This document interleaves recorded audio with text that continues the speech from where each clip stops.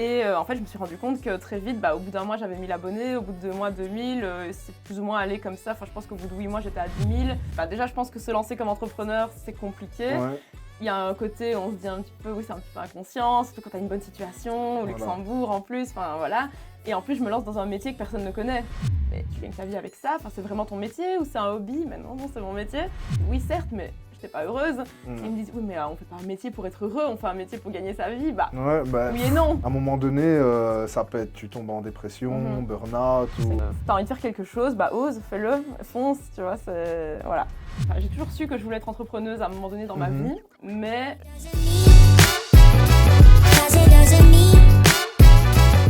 Salut à tous et bienvenue sur le premier épisode du podcast Le Mindset.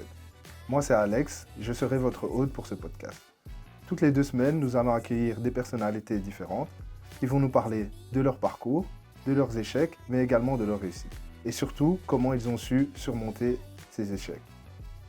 Pour ce premier épisode, nous avons la chance d'accueillir une personne qui est à la fois entrepreneuse, pro de la déco, community manager, coach Instagram, mais également créatrice de contenu. Elle figure dans le top 200 des personnalités les plus influentes sur les réseaux sociaux et elle est numéro 1 dans la catégorie Do It Yourself. Avec une communauté de plus de 183 000 personnes sur sa page Instagram Home Inspiration by MT, elle a fait également des collaborations avec des marques comme Philips, Maison du Monde ou encore Cdiscount. Merci pour sa confiance et elle me fait l'honneur d'être la première invitée de ce podcast. Je vous présente Manon Tenard. Salut Manon, comment vas-tu? Salut Alex, ça va très bien et toi? Ça va. Très honorée d'être la première personne sur ton podcast du coup. Surtout, merci pour ta confiance. La première personne sur le podcast, merci de me faire confiance et je pense qu'on va passer un très bon moment et que ça va très très bien se passer. J'en doute pas. Même si beaucoup de gens te connaissent, est-ce que tu peux te présenter un peu de manière générale? Je t'ai fait une petite introduction, mais voilà quoi. Ok, du coup je m'appelle Manon, j'ai 28 ans, j'habite à Liège, en Belgique, ça s'entend peut-être un petit peu à l'accent. Non, ça va, t'as pas d'accent du tout. Comme tu l'as très bien présenté, donc j'ai 3 casquettes actuellement. Je suis community manager, coach en réseaux sociaux, mais principalement Instagram, et créatrice de contenu, principalement Instagram, mais aussi TikTok, Pinterest, LinkedIn, enfin voilà, j'essaye un peu de toucher à tous les réseaux sociaux. Et en fait, moi, avant ça, j'ai un parcours un peu particulier, dans le sens, j'ai fait une école de commerce, donc jusque-là, voilà. Mais ensuite, j'ai travaillé dans la finance au Grand-Duché du Luxembourg, donc qui n'a absolument rien à voir avec ce que je fais actuellement. Du tout. Et à un moment donné, je me suis rendu compte que c'était pas du tout fait pour moi, et donc j'ai décidé de faire vraiment un virage à 360 degrés dans ma vie et de recommencer vraiment quelque chose qui me plaisait. Et donc, je me suis lancée sur les réseaux sociaux pendant le Covid, justement. Et voilà, j'ai créé ma page Home Inspiration by MT, justement, comme tu le disais. Et voilà, qui s'est bien développée et qui est actuellement mon activité principale. Donc, je suis assez contente de ça. On va revenir un peu sur tout ton parcours, sur tout ça. Et d'abord, je voulais te poser une première question. Le do-it-yourself, parce que tu es vraiment spécialisée dans ça, c'est quoi en fait? Parce que beaucoup de gens ne connaissent peut-être pas. Bien sûr. Moi, je sais ce que c'est. J'ai appris grâce à toi. Si tu pouvais un peu expliquer ce que c'était. La traduction, simplement, c'est fais-le toi-même. Donc, en fait, c'est vraiment l'idée. Il y a du do-it-yourself dans plein de domaines différents. Moi, en l'occurrence, c'est de la déco. Mais on peut faire du do-it-yourself couture, par exemple. Vraiment, absolument tous les domaines. Donc, moi, c'est vraiment spécialité déco. Et l'idée, c'est créer sa déco soi-même, que ce soit des petits éléments de déco, faire un vase, je sais pas, en carton, en argile autodurcissante. Ça peut vraiment être tout et n'importe quoi. Ça peut être de l'upcycling aussi, par exemple. Donc, prendre un vieux meuble et le customiser soi-même. C'est vraiment le concept de faire par soi-même plutôt que d'aller acheter en magasin. Donc, c'est ça qui est intéressant, ça permet de faire des économies, d'être créatif, d'avoir exactement le produit qu'on veut au final. Et c'est vraiment... Et pour avoir vu ta page Instagram, franchement, tu fais vraiment des créations de fou, incroyables. Je la conseille vraiment aux gens d'aller voir cette page parce que c'est vraiment des créations incroyables. Mais d'où te vient cette passion pour le bricolage, déjà de 1, et aussi quelles sont tes sources d'inspiration? D'où tu tiens tes idées? Déjà, ma première source, plus pour le bricolage, on va dire, c'est mon papa. Parce qu'en fait, il est électricien, il a toujours été très manuel. Et donc, je me souviens que, par exemple, quand j'étais petite, parfois, je demandais des trucs, des jouets ou autres. Et souvent, son réflexe allait être, on va essayer de le fabriquer soi-même. Donc, j'ai un exemple concret. Par exemple, je voulais des échasses, tu vois, comme truc au carnaval pour marcher.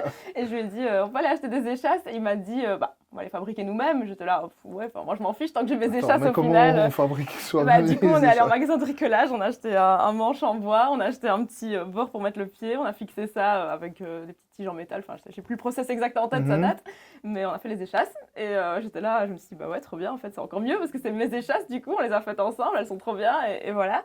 Donc j'ai toujours eu ce côté. Via mon papa, oui, plutôt que d'acheter, on peut d'abord réfléchir à le faire soi-même. Même quand j'étais petite, je sais, dans ma chambre, c'était la phobie de mes parents, mais j'adorais peindre mes murs moi-même, repeindre mes meubles, etc. Enfin, voilà, j'adorais faire ça. Donc j'ai toujours eu un petit côté comme ça. J'ai toujours adoré même juste monter les meubles Ikea. Enfin, c'est un truc que je fais depuis que je suis super petite, donc voilà.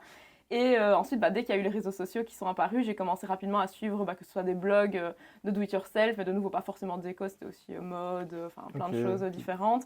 Et plusieurs personnes aussi que je suivais, notamment sur Instagram, qui m'inspiraient beaucoup. Et voilà, donc c'est comme ça que ça m'est venu. Je me suis dit, et je voulais aussi de base être architecte d'intérieur. C'était mon idée avant de faire mes études de commerce. Je m'étais dit que j'allais faire ça. Et puis finalement, la vie a fait que pas du tout. Et comment tu switches d'une personne comme ça qui a tout le temps des idées, créativité, à aller faire une école de commerce? Justement, donc à la base, j'avais plein d'idées de métiers. Enfin, moi, j'ai toujours été quelqu'un qui avait plein d'idées, qui partait un peu dans tous les sens, mais du coup, qui avait du mal à trouver le truc vraiment. Et donc, j'ai voulu être vétérinaire, architecte d'intérieur, enfin, j'ai voulu faire plein de choses. Et architecte d'intérieur, on me disait, oui, mais il n'y a pas forcément de débouchés, les gens ne payent pas pour que quelqu'un fasse sa décoration à l'intérieur, donc voilà. Ma grande sœur avait fait HEC Liège, justement, dans le commerce, et donc je me suis dit, bon, on va faire ça, c'est assez large, pourquoi pas, mais sans vraiment voir dans quoi ça allait vers où ça allait me mener par la suite, quoi. Donc j'ai fait HEC, j'ai fait un master en digital marketing, donc ça quand même c'est lié à ce que je fais maintenant. Mais c'est vrai que pendant les 3 ans de bachelier, je me disais vraiment mais qu'est-ce que je fais là? Enfin, j'adore, l'ambiance est bonne, les cours sont intéressants, mais c'est pas ce qui me passionne, quoi. C'est pas voilà, il manquait le côté vraiment créatif. Et voilà, c'est là que du coup, après, ça m'a mené vers le Luxembourg, dans la finance, donc rien à voir du Donc, tout. tu as quand même, malgré que tu avais fait un master en marketing digital, tu as quand même décidé après d'aller travailler au Grand-Duché de Luxembourg dans la finance. En fait, je t'avoue qu'à ce moment-là, c'était un peu, on nous disait souvent au cours ou pendant les job days, les trucs comme ça, voilà, clairement le Grand-Duché du Luxembourg, c'est l'endroit, ça paye bien, il y a beaucoup de travail, enfin voilà, ça vendait un petit peu du rêve. Il n'y a pas beaucoup d'impôts. C'est ça. Donc moi, ça me vendait un petit peu du rêve, je me suis dit, bon, pourquoi pas. Et de base, j'avais cherché un job justement dans le digital marketing là-bas, c'était quasiment impossible à trouver, soit c'était des stages ou alors c'était des postes de manager, directrice, etc. Enfin, je n'étais pas du tout assez expérimentée pour ces postes-là. Et donc, je me suis dit, bon, on va se lancer dans la consultance, le truc plus classique. Et donc, consultance en finance dans un premier temps. Puis après, consultance un petit peu plus digitale, mais bon, quand même fort axé finance. Et voilà. Ok. Non, mais c'est intéressant. On peut voir que, voilà, tout le monde veut mettre les gens dans le même parcours, dans une case, et qu'on doit aller vraiment dans ce sens-là. Et du coup, toi, à quel moment alors tu as décidé vraiment de shifter ton mindset pour vraiment passer sur ce que tu aimes faire, ta passion qui est la création de contenu et surtout le do-it-yourself? Qu'est-ce qui a fait que tu as décidé de prendre un virage à 360? Ça n'a pas été évident, je t'avoue, parce que j'ai toujours su que je voulais être entrepreneuse à un moment donné dans ma vie, mais je t'avoue que j'avais un peu l'idée pour être entrepreneuse, il faut une passion, vraiment un truc fort à développer, et j'avais pas l'impression d'avoir cette passion vraiment pour quelque chose en particulier. J'aimais bien plein de choses, mais à ce stade, même la déco, oui, j'aimais bien, mais j'étais pas... Je lisais pas des bouquins de déco toutes les semaines, j'aimais bien, mais comme j'aimais bien plein d'autres choses, mais j'avais pas l'impression que j'avais un truc assez fort à développer, donc je me disais, un peu comme beaucoup de gens, je pense... à 30 ans, je trouverai un projet, je me lancerai. Je ne sais pas pourquoi 30 ans, mais voilà, j'aurai un peu d'expérience. Voilà. Et en fait, c'est pendant le Covid. Donc, j'ai été mise en chômage Covid pendant 6 mois par ma boîte du coup au Luxembourg. Et donc, j'étais vraiment chez moi à faire pas grand-chose au final parce que tout était fermé.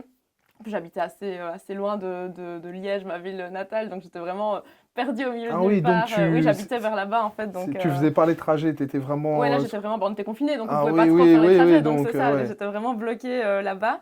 Et donc là, je me suis dit, bon, il faut prendre ça comme une chance, c'est l'occasion de réfléchir justement à un truc qui pourrait te faire kiffer, quoi. Parce que là, je me disais, mais je passais des semaines atroces au travail, je détestais ce que je faisais, c'était vraiment compliqué. Je me suis dit, bon, maintenant, essaye de trouver quelque chose. Et donc, j'ai commencé un peu à lire des livres de développement personnel, tu vois, un peu le schéma classique. Et en fait, dans un des livres que j'ai lu, me disait, il était écrit en gros, réfléchissez à quelque chose que vous aimiez faire enfant, des choses que vous aimez faire sans forcément être payé pour le faire, le métier de rêve que vous vouliez faire quand vous étiez plus jeune. Et j'ai commencé un petit peu à faire le puzzle, tu vois, de tout ça, de mettre ensemble. Et là, je me suis dit, ok, donc j'ai fait des études de digital marketing, ça m'a plu, j'aime bien ça, j'adore les réseaux sociaux, je suis quand même quelqu'un d'assez connecté.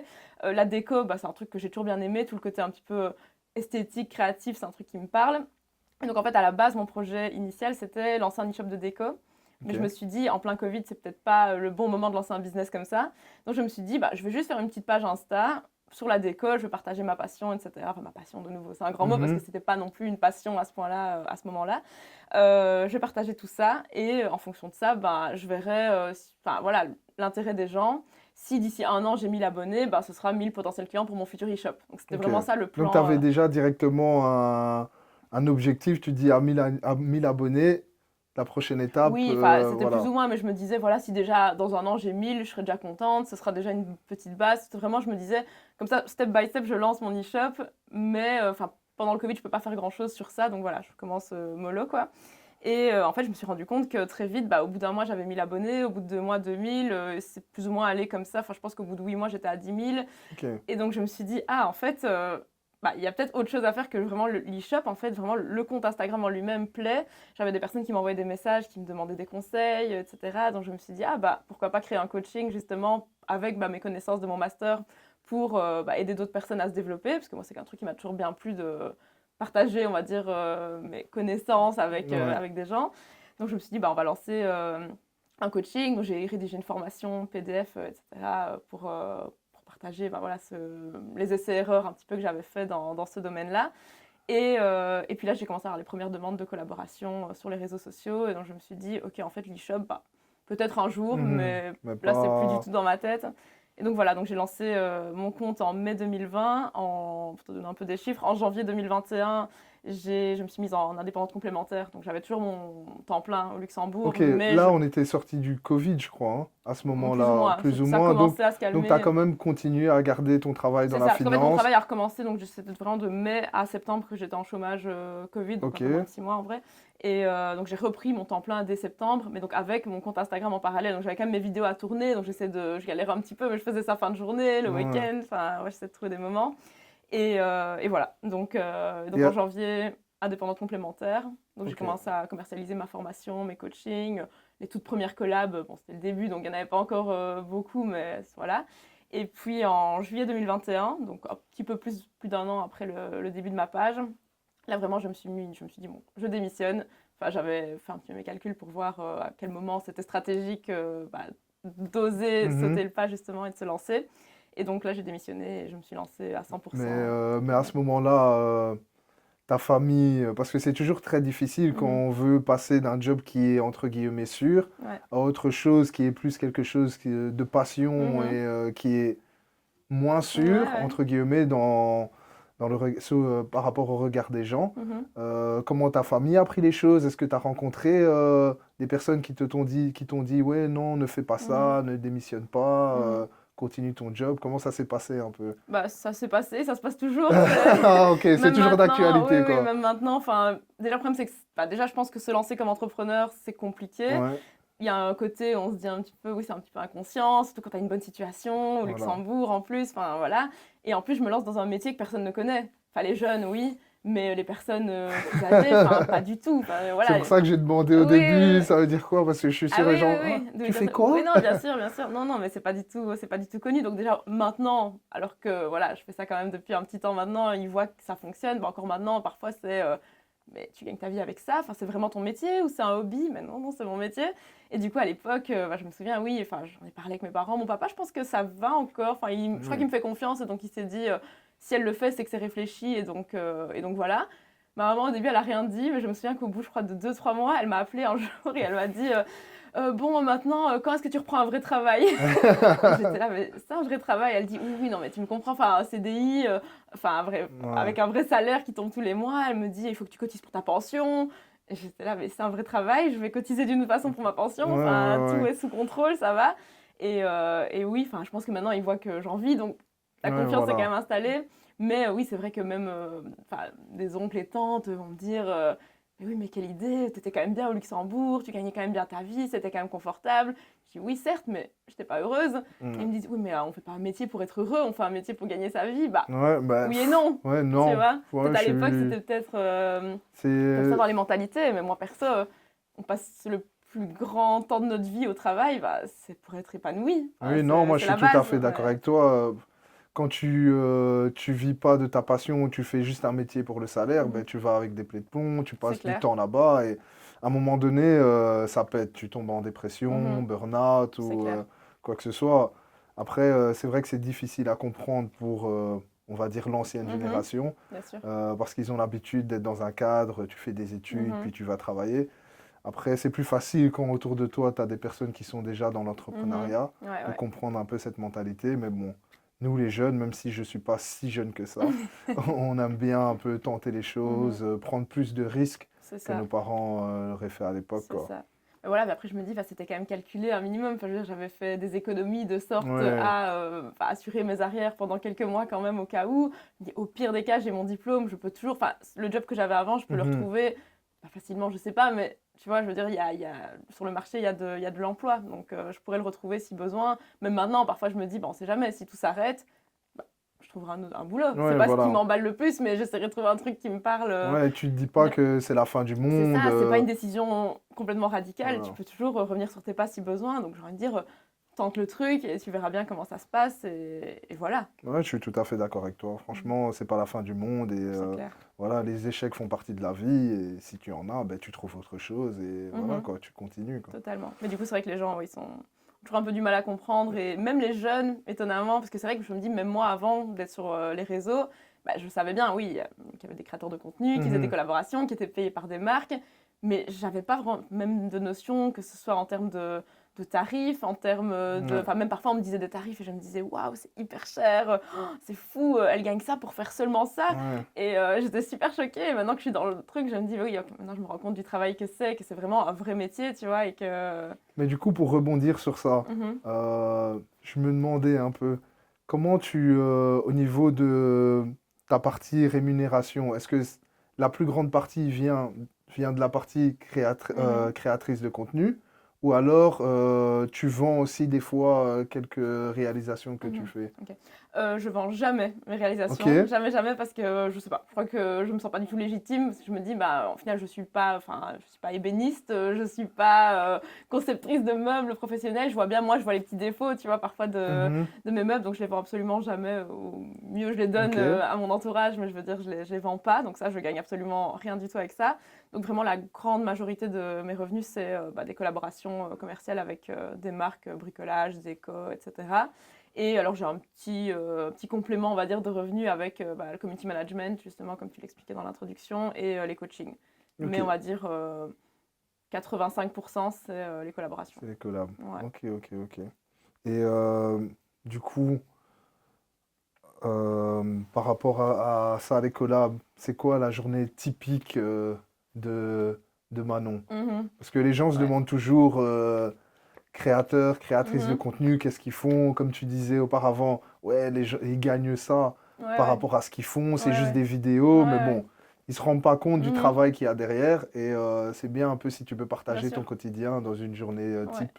Bah, je t'avoue que journée type, il n'y a pas vraiment. Peut-être Ok? semaine type, et encore, ça dépend, mais je vais te faire plus ou moins une semaine Ouais, type une semaine par style. exemple où tu as plusieurs collabs à C'est ça. faire, etc. Bah, quoi. déjà, moi, je t'avoue que j'ai pas souvent plusieurs collabs en une semaine. En Ok? général, j'essaie de pas en avoir trop parce que le but, c'est pas non plus que mon compte se transforme en panneau publicitaire. Donc, je me dis, je sais que pour ma communauté, c'est pas Ouais, forcément agréable. d'accord avec Donc, en toi. général, j'en ai deux par mois, quelque chose comme ça. Ok. Donc, par semaine, C'est c'est. une limite que tu t'es fixée Non, pas toi-même. du tout. On va dire, vraiment, le plus que je pourrais, c'est 4 par mois, donc une par semaine. Ok.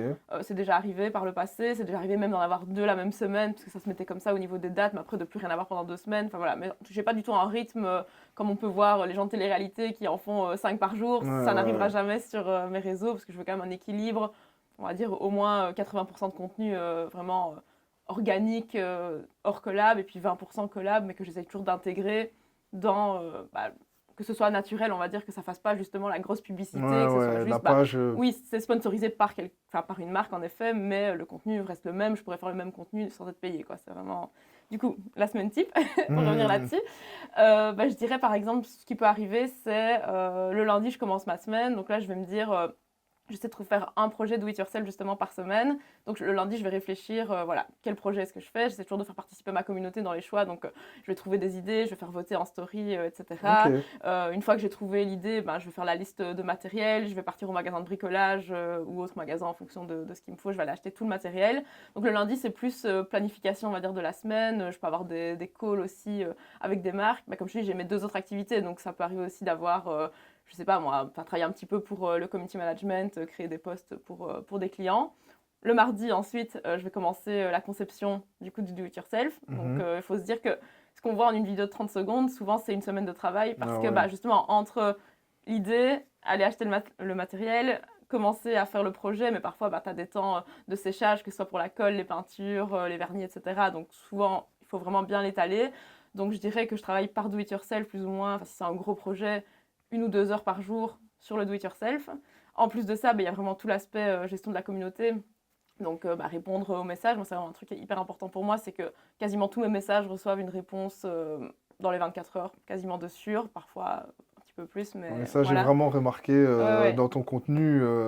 Tu es dans tous les messages, tu réponds à tout le mais monde. même les commentaires, sur TikTok, c'est vrai que parfois, j'avoue, je les vois même pas défiler, donc voilà, mais sur Instagram, quasiment aucun, si tu regardes mes commentaires, aucun commentaire de mes abonnés n'est laissé sans réponse, parce que je pars du principe que si eux, ils prennent la peine d'interagir avec mon contenu, c'est la moindre des choses d'avoir une réponse en retour. Enfin, je me dis, c'est un peu un service après-vente, entre guillemets, tu vois, mais je veux dire... c'est sûr, et c'est comme ça que tu crées une communauté qui est soudée autour de toi et qui t'accompagneront dans tous les projets que tu vas faire. Quoi.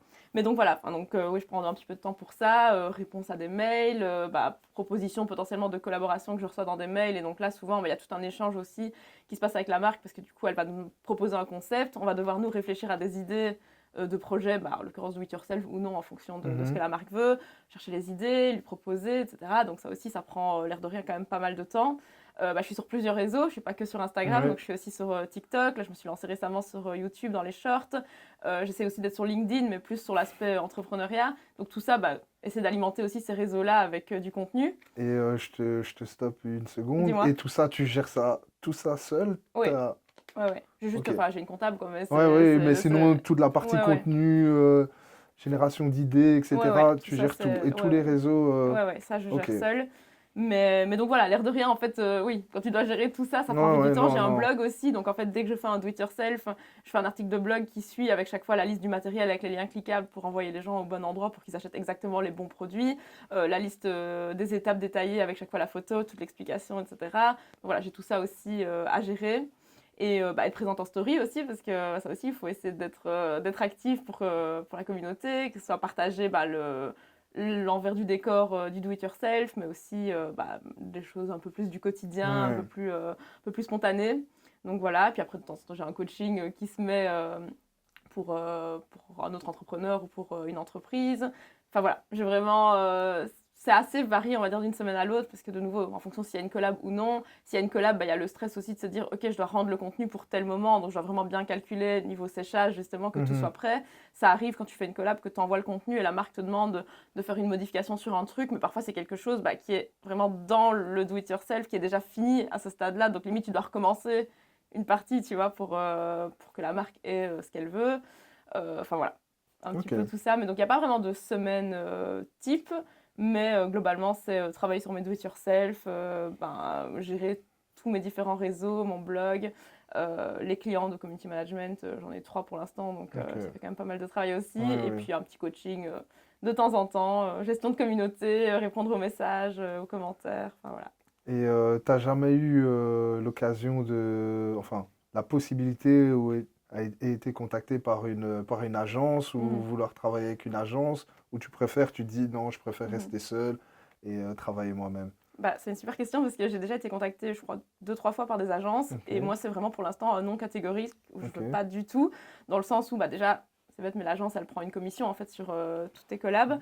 Et je pense qu'une agence, c'est très très pertinent pour des personnes peut-être qui ne savent pas bien négocier les rémunérations auprès des marques ou qui ne se sentent pas forcément légitimes. Et donc là, elles vont passer par une agence qui va peut-être même leur doubler leur chiffre d'affaires parce que l'agence sait négocier. Et du coup, même si l'agence prend 20-30%, c'est pas grave parce qu'au final, elles ont quand même doublé. Donc il reste une grosse plus-value à prendre une agence dans ce cas-là.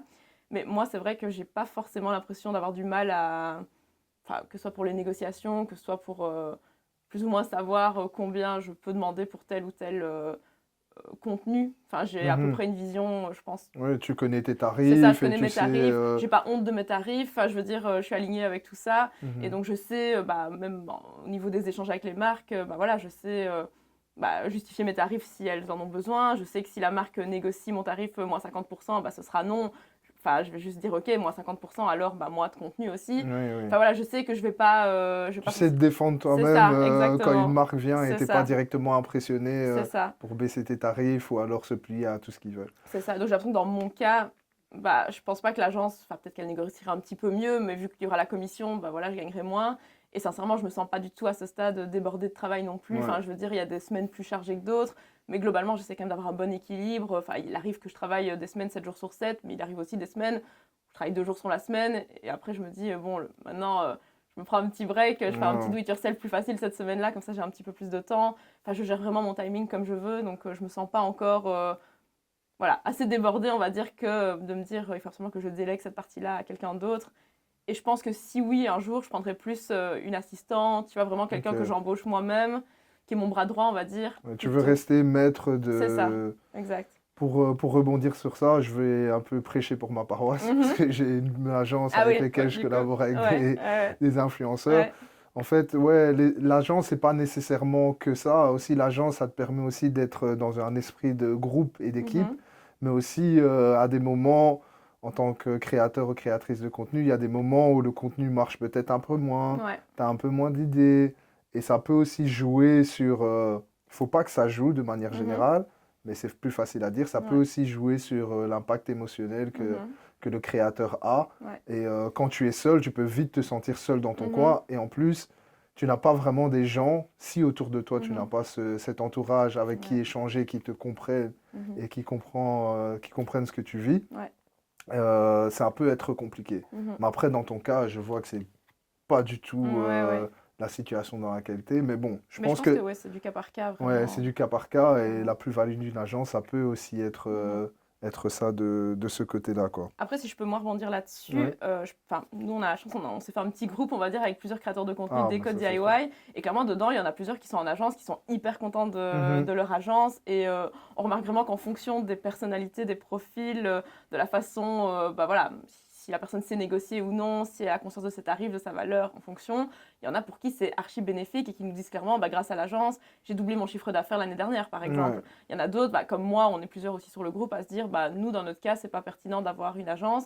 Et je pense aussi que le tout, c'est de choisir la bonne agence qui sait bien t'entourer, parce qu'on entend quand même des choses parfois avec des agences qui ne vont pas forcément chercher des collaborations pour les créateurs de contenu, qui attendent juste que la marque Oui, oui, contacte, mais donc voilà. comme on nous le fait déjà sans avoir d'agence, qui ne vont pas forcément être transparentes sur les tarifs, et Tarif, donc tu sais ouais. pas exactement combien l'agence a pris, combien elle t'a vendu, donc il manque de transparence. C'est vraiment, alors qu'il y a des agences qui sont super, où c'est super Ouais, transparent, où tu as accès à tous les échanges d'emails, où vraiment c'est vraiment un peu en fonction de ça, je crois, ouais. selon le contrat, enfin bien faire attention Ouais, je suis à tout toutes à ces fait d'accord choses-là. avec toi. De toute façon, il y a des margoulins dans tous les domaines Bien sûr. et dans les agences aussi. Et Mhm. je pense que pour avoir vraiment un vrai lien avec une agence, il faut rester transparent avec le Clairement. créateur ou Mhm. la créatrice Ouais. et être transparent par rapport à la marque et aux différentes choses qui sont négociées. Mhm.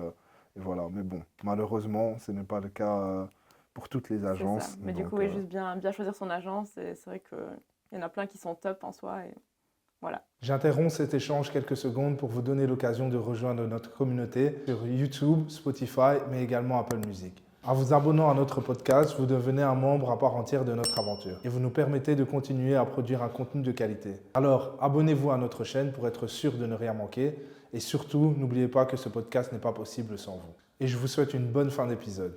Si on rebondit sur le do-it-yourself, Mhm.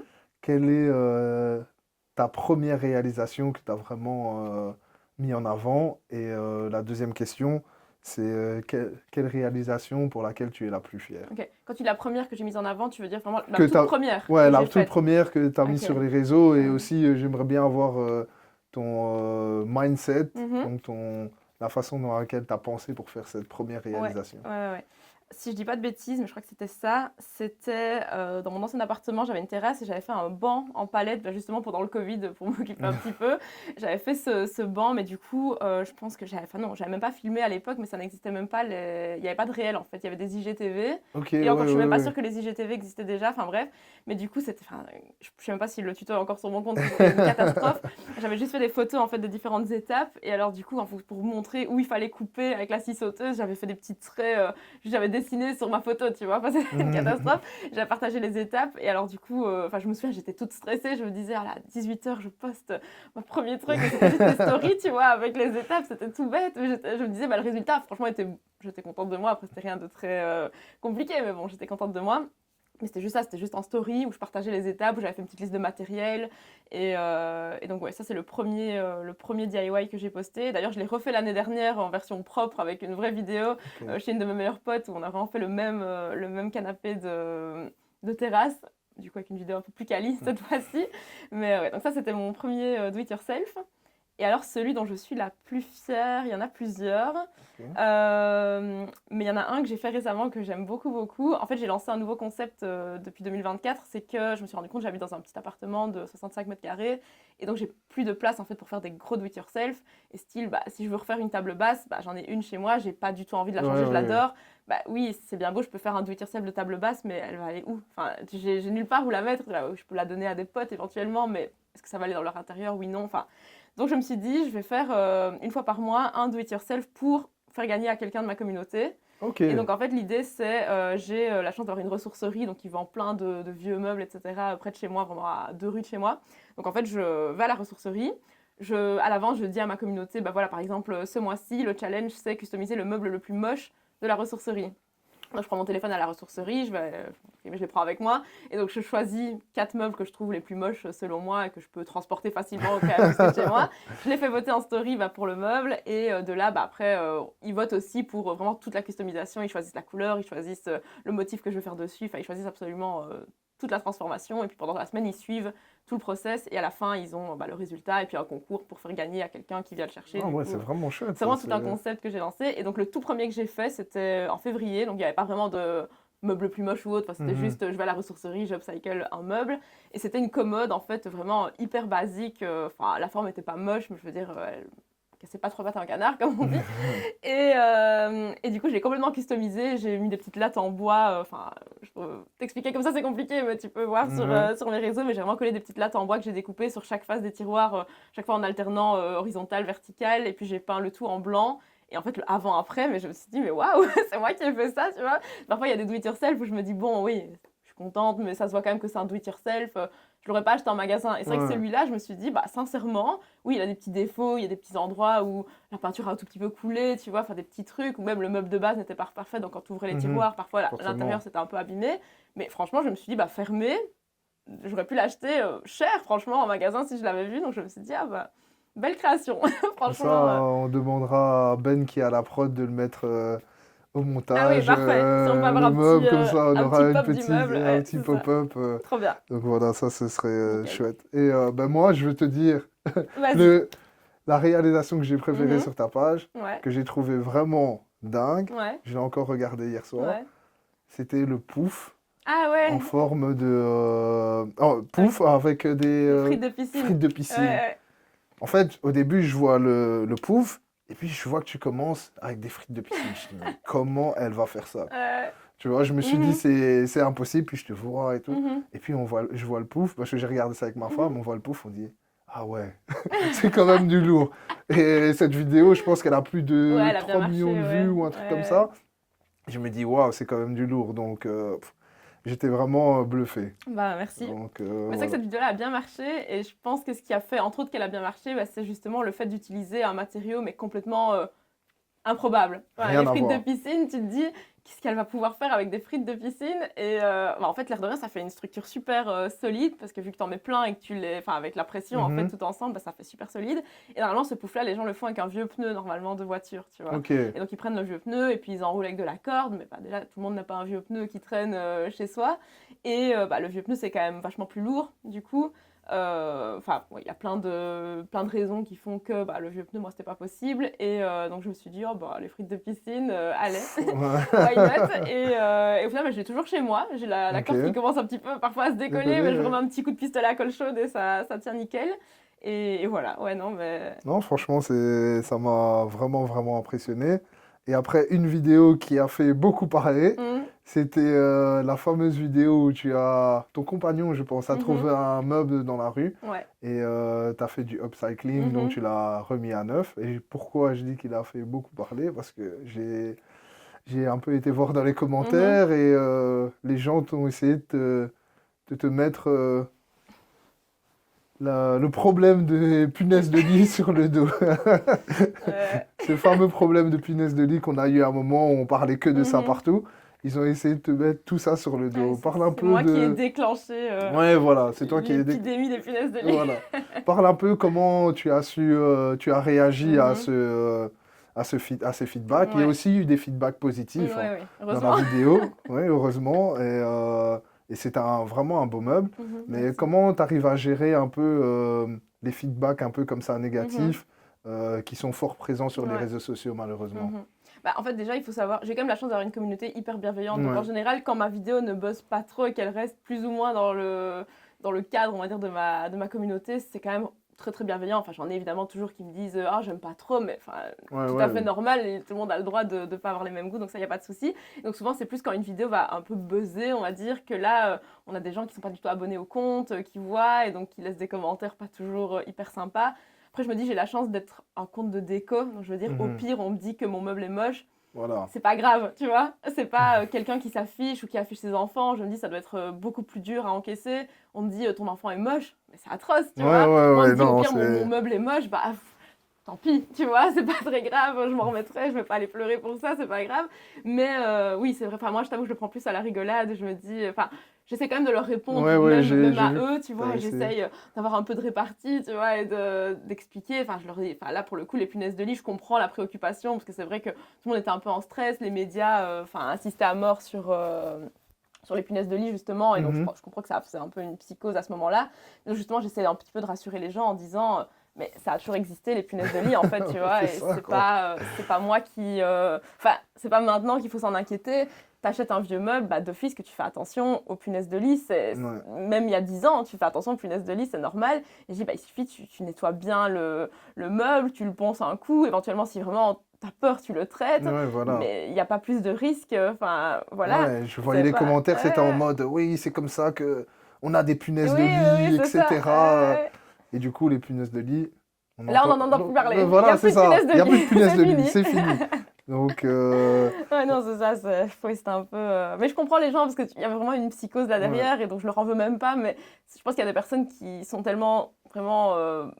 qui regardent un peu trop, qui écoutent un peu trop les médias, tu vois, et donc qui se laissent toujours vite influencer par les médias sans creuser plus loin. Et donc je comprends que ces gens-là ont super peur, et là ils voient quelqu'un sur les réseaux qui prend un vieux meuble dans la rue, et ils se disent « Oh mon Dieu, les punaises de lit !»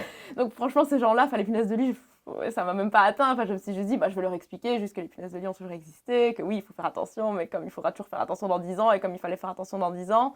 Et après, les personnes qui vont me dire c'est moche, déjà, j'ai envie de dire, il y a des façons de dire les choses, tu vois. Tu peux me dire ça ne me plaît pas, mais voilà. Non, Mais de nouveau, ils ont le droit de trouver ça moche, c'est pas grave. Il y en a aussi qui m'ont dit un si beau meuble, quel gâchis. Et je me dis sorry, mais le meuble était dans la rue, il était abîmé comme pas possible. Je dis pas, il avait un beau potentiel, c'est pour ça d'ailleurs que mon copain l'a récupéré dans la rue. Mais oui, il fallait le rénover dans tous les cas, j'allais pas le laisser comme ça. Et pareil, là, la dernière fois, quand j'ai fait mon challenge justement avec le meuble le plus moche de la ressourcerie, j'ai vraiment fait une sélection de meubles, selon moi, qui étaient très laids. Et pareil, on m'a dit quel gâchis, un si beau meuble de base. J'étais là, mais les gars, je veux bien que le résultat ne vous plaise pas, mais il n'y a pas de quel gâchis. De base, il était bon pour la poubelle. Il était vraiment... de toute façon, les gens, ils aiment toujours critiquer. C'est ça. Trouver des choses négatives là où il n'y a vraiment pas lieu d'en avoir. Mais je crois qu'il ne faut pas le prendre personnellement, il ne faut pas faut pas se vexer pour ça. Je pense que les trucs qui peuvent plus nous atteindre, c'est plus des jugements de valeur, tu vois, où on va dire, par exemple, pour le matériau utilisé, par exemple, quand j'ai fait justement le pouf dont tu parlais, donc j'ai pris des frites de piscine, ensuite j'ai enroulé avec du ruban adhésif pour solidifier, et après j'ai mis de la colle chaude avec la corde tout autour. Là, c'est vrai que j'ai des gens qui m'ont dit, oh là là, tout ce ruban adhésif utilisé, la planète, etc. Et j'étais là, oui, enfin, en effet, c'est vrai qu'à choisir, j'aurais préféré utiliser autre chose, mais qu'est-ce que j'aurais pu utiliser d'autre, tu vois? Et je me dis, et si tu achètes ce pouf-là en magasin, est-ce que vraiment c'est mieux? Parce que du coup, où est-ce qu'il a été fabriqué? Il a peut-être dû faire, je sais pas combien d'heures de vol, de kilomètres en avion pour arriver. Tu sais pas non plus les matériaux, puis il y a peut-être eu des produits chimiques qui ont été mis dessus, j'en sais rien, pour le maintenir, enfin je sais pas comment ça fonctionne exactement. Mais voilà, enfin, je ne suis pas parfaite, je me dis pas que mon compte est 100% écologique, c'est pas du tout le but, j'essaye d'amener les gens à faire des choses justement par eux-mêmes pour pas surconsommer et toujours acheter, plutôt que de jeter un vieux meuble, de le rénover. Mais je dis pas que, voilà, parfois en effet j'utilise du ruban adhésif, j'utilise parfois du papier aluminium dans mes do-it-yourself, enfin voilà, si je peux éviter, je le fais, mais parfois je vois pas d'autre solution que ça. C'est pas toujours possible et tu es ouvert, si par exemple quelqu'un vient avec une solution, bien là sûr, tu n'hésiteras pas à la tester, mais bon, c'est comme tu dis, des fois les gens, on achète des meubles, on ne sait pas exactement d'où ils viennent, le transport, comment ça a été fait, et là, toi, dans ce que tu fais, tu donnes quand même une deuxième vie à des meubles qui sont voués à l'abandon. C'est ça. Donc, on ne peut pas t'en vouloir au niveau... on peut pas, comme les punaises de lit, on ne peut pas te mettre tous les problèmes écologiques sur le dos. Toute la misère du monde. C'est ça. Non, mais c'est clair. Mais voilà. Mais après, par contre, les gens qui commentent et qui vont me dire ah, tu aurais plutôt dû utiliser ça, ça j'adore comme commentaire, c'est hyper constructif. Et même moi, après, je me dis super, la prochaine fois, c'est vrai que c'est pas bête comme idée, je penserai à ça, là de base, j'y avais pas pensé. Donc, je trouve qu'il y a des commentaires parfois entre guillemets négatifs, c'est un grand mot, mais qui sont hyper constructifs. Et ça, limite, je préfère presque recevoir ce commentaire-là que c'est magnifique, tu vois, parce que pour le coup, ça m'apprend vraiment quelque chose, c'est constructif, c'est utile. Mais voilà, juste les gens qui me disent c'est dégueulasse, c'est trop laid, désolé pour toi, ne commente pas. Si ça te plaît pas, c'est pas grave, tu peux ne pas aimer, il n'y a pas de souci, quoi. Je pense qu'il faut juste pas prendre ces commentaires-là trop personnellement, mais de nouveau, je crois que j'ai la chance, vu que c'est de la déco, que ça ne m'atteigne pas énormément. Mais je peux comprendre que quelqu'un qui partage sa personne, ses enfants, sa famille, c'est beaucoup plus blessant. Okay. Non, je comprends. Donc, voilà. Mais du coup, pour passer à un autre sujet, si tu devais donner un conseil à quelqu'un qui est là, qui nous regarde et qui hésite encore à se lancer, que ce soit dans la création de contenu sur les réseaux sociaux, ou alors plus spécifiquement dans le do-it-yourself, quel conseil tu lui donnerais de manière générale? Là, je fais un peu appel à tes deux casquettes, la coach Instagram et la créatrice de contenu. Déjà, moi, ce que je dis toujours aux gens en coaching, c'est si vous vous lancez juste dans le but de devenir créateur de contenu et soi-disant de devenir riche, parce que c'est un peu le truc que les gens se disent je vais devenir riche en faisant 3 stories par jour, ça marche pas comme ça. Il y a des comptes qui doivent parfois travailler entre guillemets bénévolement, sans gagner 1 euro pendant 3 ans, 4 ans, 5 ans. Et peut-être que ça décollera même jamais, parce que ça arrive malheureusement. Donc si tu le fais juste dans le but de faire... c'est pas un métier en fait, c'est pas comme, je sais pas moi, tu veux être électricien, oui, entre guillemets, tu postules pour être électricien quelque part, tu vas être électricien. Là, tu peux pas dire du jour au lendemain, je vais devenir créateur ou créatrice de contenu, parce que pour ça, il faut déjà développer la communauté derrière, et c'est tout un travail en fait. Et même avec les bons outils, etc., il y a des gens juste qui n'ont pas forcément cette fibre-là en eux, on va dire, qui ont peut-être pas l'œil, on va dire, esthétique, tu vois, qui n'ont pas forcément la patience de tout ça.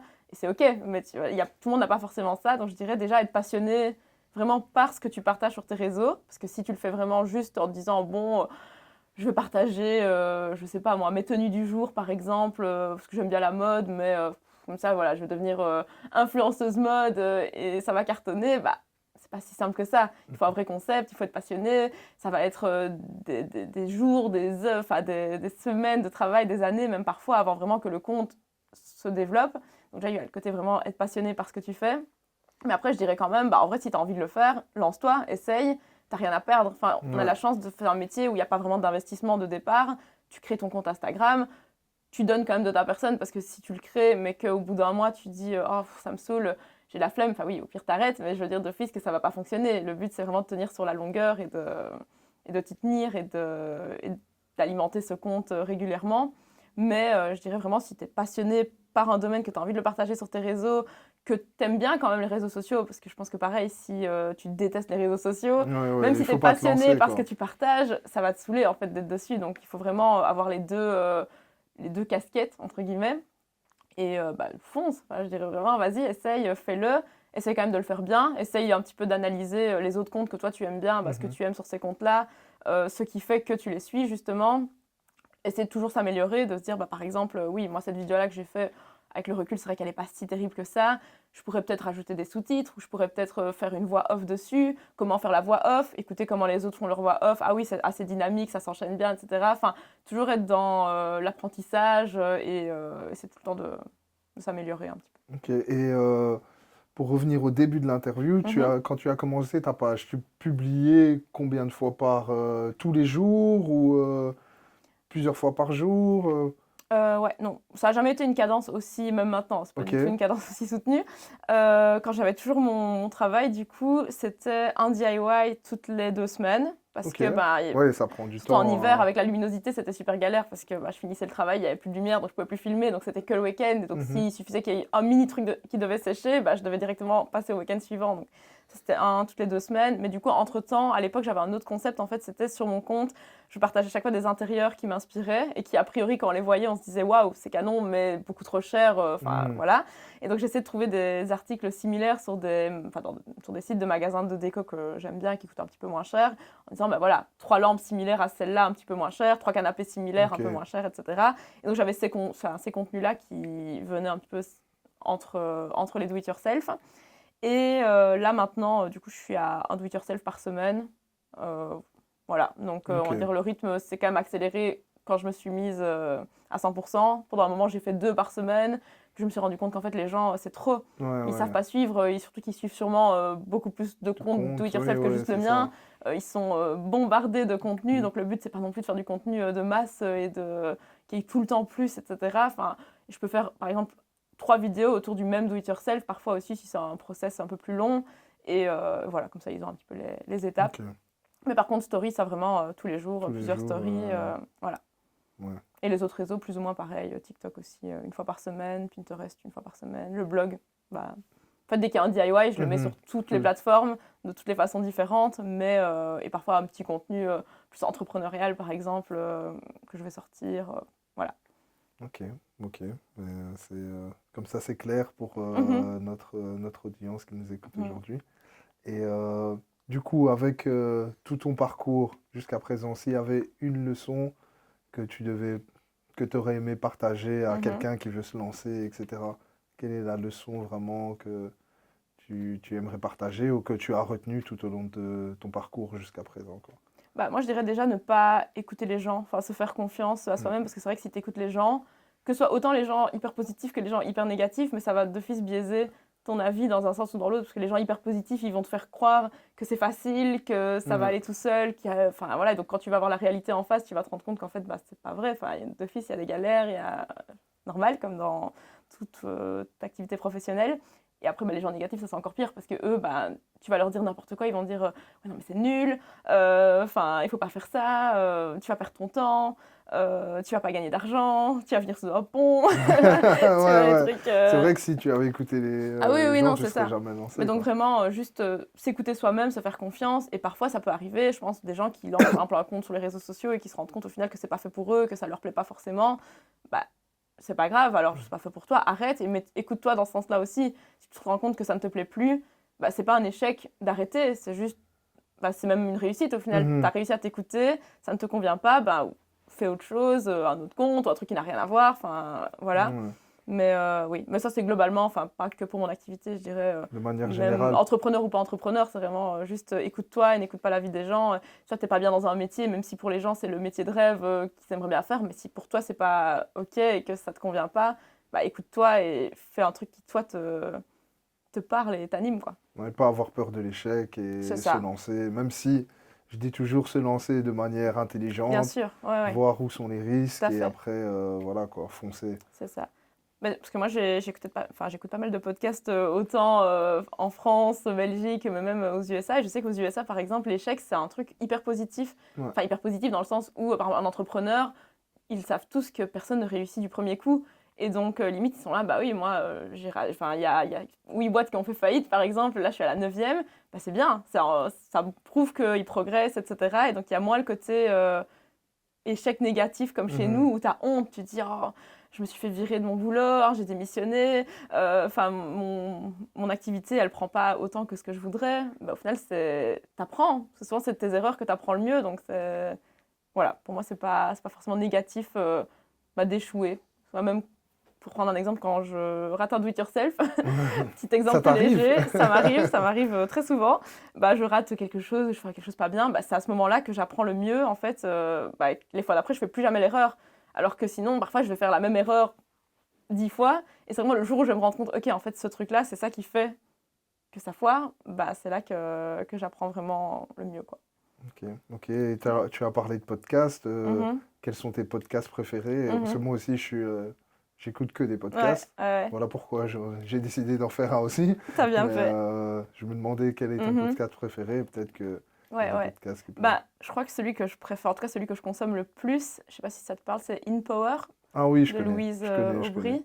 Ça, j'écoute tout le temps, parce que au début, c'est vrai je crois que c'était plus un podcast féminin. Maintenant, elle s'est diversifiée un petit peu, mais très axé aussi de base, plus entrepreneuriat. Et maintenant, pareil, elle va un petit peu vers d'autres secteurs. Mais hyper intéressant. Elle avait justement interviewé plusieurs créatrices de contenu que je connaissais, moi, que je suivais depuis des années, et vraiment d'avoir, je trouve, l'envers du décor, de se rendre compte de la réalité du métier, de vraiment découvrir la personne d'une autre façon, tu vas te dire, oui, en fait, c'est une personne comme n'importe qui, je veux dire, c'est une personne normale, voilà. Je trouve ça hyper intéressant, et je consomme beaucoup de podcasts. Quand je vais courir, j'aime bien écouter un petit podcast dans les oreilles, ça me... En dehors du do-it-yourself, tu fais aussi de la course, J'essaye. T'es déjà... Ah, t'essayes, ok. C'est pas encore une drogue. Non, c'est pas du tout une drogue. Ok. J'aimerais bien que ça le devienne, mais pas du tout. Non, mais je te juge pas du tout parce que moi aussi, j'aime pas courir. Donc, mais moi j'aime bien, mais c'est à petite dose. Ok. Non, moi j'ai un petit podcast en anglais que je recommande à tout le monde. Vraiment, c'est The Diary of a CEO. Ah ouais, je connais pas. C'est vraiment un très très bon podcast parce qu'il invite des personnalités, mais aussi des personnes qui sont dans la neuroscience, des personnes qui analysent le comportement des gens, des personnes qui parlent un peu de la communauté, comment elle évolue, comment ils voient les choses, de l'investissement. Et c'est vraiment, vraiment un chouette podcast. Ah ouais, je note. C'est vraiment un chouette podcast que je conseille vraiment. Je l'avais déjà dit sur LinkedIn, je pense. Et donc, je le redis ici. Donc, ok, j'irai écouter ça. Si tu écoutes ça, parce que j'adore tout ce qui est neurosciences, je trouve ça hyper intéressant aussi. Donc, tu me donneras ton feedback par rapport à ça. Ça marche. Et pour un peu conclure ici cet entretien, comment tu vois les choses pour toi dans l'avenir? Comment tu souhaites que ton business évolue, que ton contenu évolue, que tes pages évoluent? Est-ce que tu as des projets en particulier que tu souhaites partager? J'avais fait un post LinkedIn justement par rapport à ça, parce que c'est vrai que moi j'ai l'impression que les gens me demandent toujours c'est quoi la suite, tu vois. J'ai l'impression que du coup on veut toujours faire plus, mais donc on savoure même pas forcément, tu vois, le moment présent. Et moi je me dis, mais franchement, là, ce que je fais maintenant, j'adore, je me sens épanouie, le matin je me réveille, j'aime bien mon travail. En vrai, moi déjà, si ça peut rester comme ça toute ma vie, c'est le paradis. Enfin, vraiment, je suis très très bien. Puis si ça peut se développer plus, c'est du bonus, tu vois. Mais du coup, j'ai pas vraiment de, on va dire, grands projets. Enfin, j'ai quelques petites idées en tête de choses potentiellement que je développerai peut-être un jour. Justement, cette idée d'e-shop, tu vois, pourquoi pas un jour où, là, je donne des ateliers DIY, par exemple, de temps en temps. Pourquoi pas un jour avoir vraiment mes propres ateliers DIY. Enfin, c'est des choses auxquelles je pense. C'est pas non plus des choses sur lesquelles je travaille actuellement, tu vois, on va dire... d'arrache-pied pour les développer, c'est juste des idées comme ça. Mais après, je me dis aussi, je pense que les réseaux évoluent tellement, il y a des nouveaux réseaux qui arrivent, il y a des réseaux qui commencent tout doucement, Facebook par exemple, tu vois, ça commence de plus en plus à être moins impactant, on va dire, comme réseau, il y a moins de personnes vraiment actives dessus. Du coup, je me dis, peut-être que, je sais pas, dans 5 ans, il y aura peut-être plus Instagram, on ne sait pas. Peut-être qu'il y aura des nouvelles lois même qui interdiront les réseaux sociaux, j'en sais rien, en Europe, on ne sait pas. Donc il faudra quand même bien se réorienter à ce moment-là. Je me dis, tant que maintenant ce n'est pas le cas, donc tant que maintenant je savoure, on va dire, ce que j'ai, ce que je fais, j'adore, je continue à développer mon compte. Soit il se développe quand même bien selon moi, je veux dire, je suis contente de l'évolution, je ne veux pas forcément plus. Enfin, si ça continue sur cette allure-là, c'est très bien. Et voilà, et du coup pour la suite, on verra bien, peut-être d'autres projets comme je te dis, mais pour l'instant c'est vraiment continuer ce que je fais actuellement, continuer à développer ça, voilà, continuer à faire des petits, comme je te disais, le nouveau projet de 2024, de faire des do-it-yourself pour mes abonnés, avoir des nouvelles idées comme ça, tu vois, de choses un petit peu innovantes pour même moi, tu vois, que ça soit pas trop monotone, que ça change un petit peu, que ça dynamise un petit peu mes réseaux sociaux. Mais voilà, je me dis, si un jour tout s'arrête, on verra bien à ce On verra moment-là. bien On la suite. verra Tu bien, restes focalisé sur l'instant c'est présent ça. et tu profites. Bah oui, tu as raison, parce qu'on veut tous des fois faire des plans sur la comète, toujours penser à demain et on ne profite pas Ouais, de c'est ce ça. qu'on a actuellement. Et non, tu as tout à fait raison, focaliser sur l'instant présent, C'est ça. c'est aussi une bonne chose. Mais voilà, donc on va conclure cet entretien par une petite tradition. Ok, Tu seras la première, du coup, comme c'est le trop premier bien. épisode, Quel honneur. tu me fais cet honneur d'être là. Mhm. Donc, la tradition, en fait, de ce podcast va être que les invités donnent une citation ou un mantra qui vraiment les pousse au quotidien ou qui les font vraiment, qui leur font vraiment évoluer, un truc avec lequel ils ressentent les choses. Mhm. Donc, je ne sais pas si tu en as une. J'ai pas une citation, du coup, Ok. c'est plus un mantra, c'est vraiment un mot, mais vraiment, tout le monde sait que c'est mon mot, tu vois. En gros, c'est ose. Juste ça. Et je me le suis fait tatouer, c'est mon seul tatouage, c'est ose. Parce que ça résume un peu tout ce que j'ai dit juste avant, tu vois, de vraiment ne pas écouter les gens, d'oser y aller, évidemment, comme tu dis, toujours sans prendre trop de risques, tu vois, en assurant ses arrières, mais juste oser, mais que ce soit professionnellement ou dans tout. T'as envie de faire quelque chose, ose, fais-le, fonce, tu vois, voilà. Juste, je crois que c'est un mot il est petit, mais il résume beaucoup de choses et moi je trouve qu'il a beaucoup de sens. Non, mais ouais, oser, franchement, c'est court, C'est net ça. et précis. Exactement. Oser passer à l'action. C'est ça. Je pense Ça que s'applique à plein de choses. Vraiment, Ouais. vraiment plein de choses. Et je le dis toujours à mes potes quand ils me parlent de trucs où ils ont un doute et je dis ose, vas-y. Bah ouais, c'est ça. C'est vraiment ça, quoi. Non, mais ok.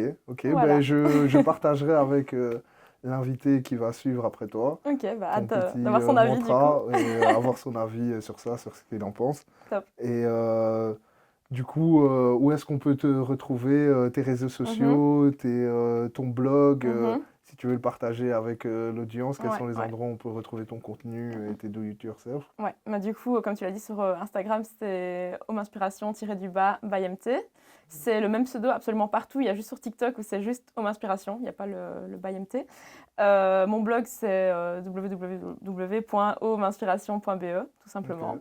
Et voilà. Ok, ça va, parfait. Manon, merci encore pour ta confiance. Merci à toi. Et je sais que c'est... Enfin, j'ai cherché des personnes, des invités, c'est pas toujours facile. Et toi, directement, tu m'as dit, ouais, je suis partante, etc. Franchement, merci pour ta confiance. Merci pour l'invitation, c'était trop chouette. J'espère que tu seras contente du résultat. Je n'en doute pas. Et aux auditeurs, on se retrouve très bientôt dans un nouvel épisode du Mindset Podcast. Et j'espère que cet épisode vous aura plu. Et n'oubliez pas d'aller suivre Home Inspiration by MT si vous voulez refaire votre déco. Allez, merci Manon. Merci à toi.